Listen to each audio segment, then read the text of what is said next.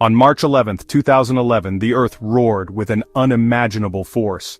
A magnitude 9.0 earthquake, one of the most powerful ever recorded, struck off the coast of Japan, shaking the very foundations of the land. The world watched in horror as a wall of water, a tsunami, surged inland, swallowing everything in its path.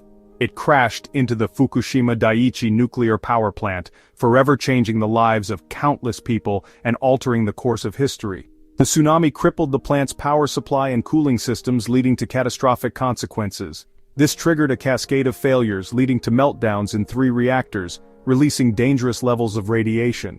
The invisible threat of radiation forced over 100,000 people from their homes, creating ghost towns overnight. Families were torn apart, their futures uncertain, as they faced the daunting task of rebuilding their lives.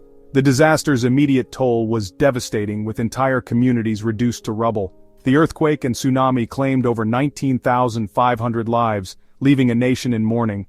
While the nuclear accident itself caused no direct deaths, the stress and disruption of evacuation took a significant toll on the population. Over 2,300 evacuees, many elderly, died from causes linked to the disaster's aftermath, highlighting the long-term human cost of this tragedy. The Fukushima disaster was not a single event, but the beginning of an ongoing crisis. The decommissioning process, a monumental task, is expected to take decades. Experts predict it won't be complete until 2051, a full 40 years after the disaster.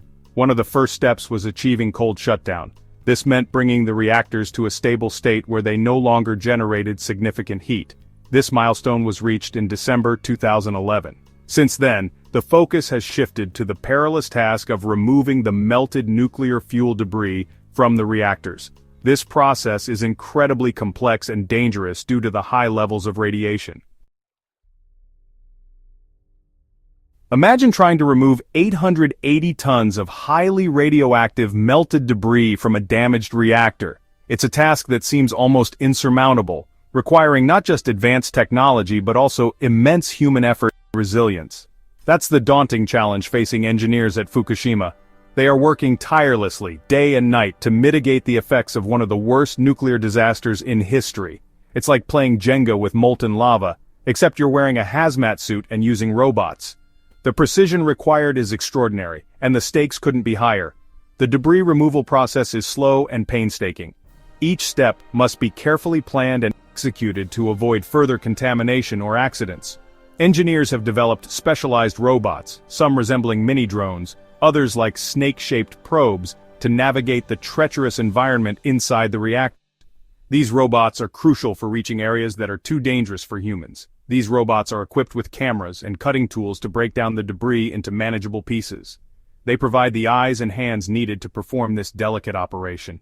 In November 2024, a small piece of debris was successfully removed from Unit 2's containment vessel.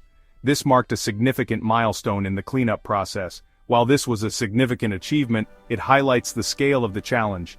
The journey to complete decontamination is still long and arduous. The majority of the debris remains, a constant reminder of the disaster's lasting legacy. The work at Fukushima is far from over, but each small victory brings hope for a safer future.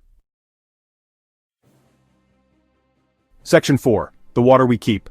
A global dilemma. Every day, contaminated water accumulates at Fukushima, creating a significant challenge for the plant's operators. This water comes from various sources: rainwater, groundwater seeping into the reactor buildings, and the water used to cool the melted fuel. Each source adds to the growing volume of contaminated water. To manage this, the water is treated through a system called ALPS, or Advanced Liquid Processing System, which removes most radioactive contaminants, making it safer for storage. However, ALPS cannot remove tritium, a radioactive isotope of hydrogen, which remains in the treated water. Faced with limited storage space, Japan's government and TEPCO, the plant's operator, decided to release the treated water into the Pacific Ocean, arguing that it's safe and the only viable option. The release, which began in August 2023, has sparked significant controversy and diplomatic tensions, both domestically and internationally. While the International Atomic Energy Agency has endorsed the safety of the release, neighboring countries like China and Russia have banned Japanese seafood imports, citing safety concerns.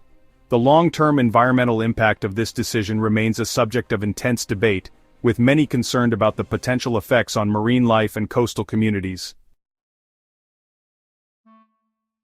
Section 5. Healing the land, rebuilding lives. Beyond the immediate disaster zone, the task of environmental remediation and reconstruction is underway.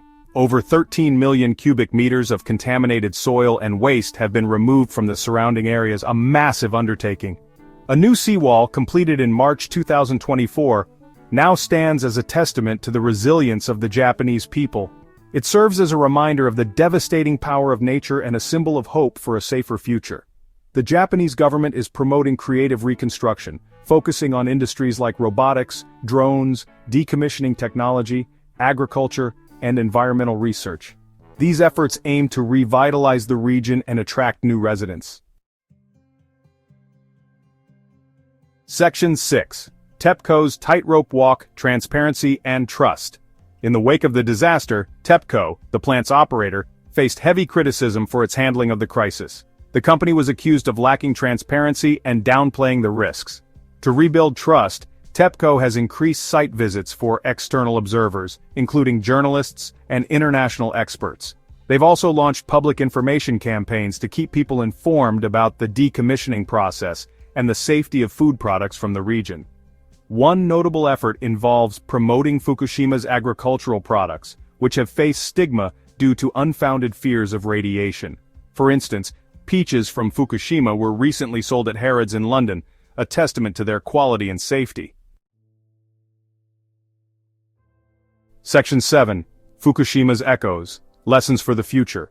The Fukushima disaster stands as a stark reminder of the immense power of nature and the potential consequences of nuclear energy. While the road to recovery is long and arduous, it also offers valuable lessons for the future. The disaster highlighted the importance of robust safety measures at nuclear facilities, particularly in seismically active regions. It also underscored the need for effective emergency response plans and clear communication with the public during nuclear emergencies. Fukushima's legacy is still being written. The long-term health and environmental impacts of the disaster are not yet fully understood.